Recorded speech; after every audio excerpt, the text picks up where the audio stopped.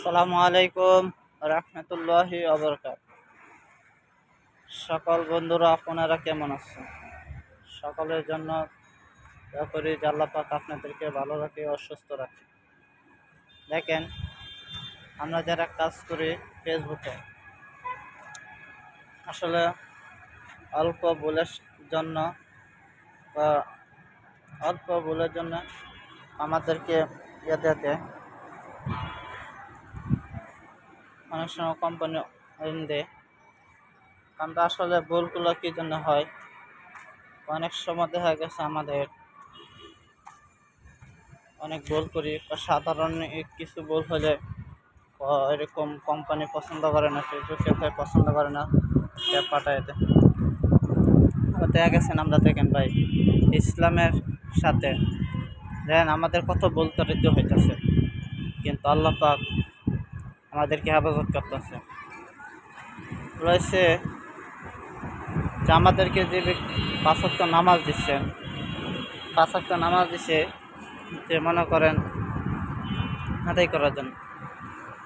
আমরা অনেকে 5 ওয়াক্ত নামাজ পড়তে পারি না, অনেকে 5 ওয়াক্ত নামাজ পড়তে পারি না।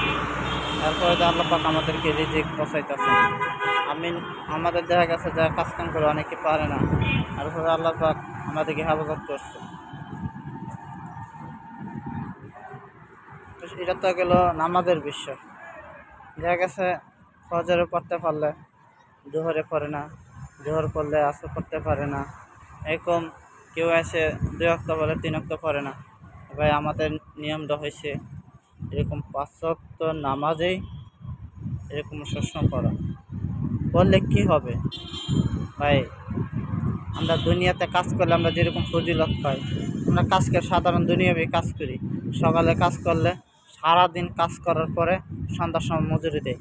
আমরা যদি ইসলামের সঙ্গে কাজ করি, তাহলে সে কাজ করলে আমাদেরকে সারাদিন পরে না, আমরা নিয়ত করছি সাথে সাথে এটার আমলনামা দিয়ে দিবে।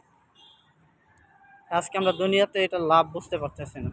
আসলে লাভ তখন বোঝা যাবে যে সময় আমি মারা যাব, তখন এটার লাভ ফজিলত আমি বুঝতে পারবো।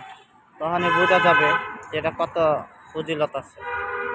আজকে আমরা দুনিয়া লাভ দেখতে পাচ্ছি চোখে, কিন্তু এটা সামনে আসে না। তো একটি মানুষ যে সামনের কাতারে কত লাভ, এটা যদি জানতো, সেরকম লটারির মাধ্যমে পারাপারি করে এরকম সে আগে চলে যেত। আজকে আমাদের বুঝে আসে না ভাই আমরা কোন অবস্থায় আছি। এই জন্য সকলের জন্য আবেদন রইল, সকলে 5 ওয়াক্ত নামাজ পড়বেন, দোয়া করবেন, আল্লাহ তাআলা কবুল করে নেবেন।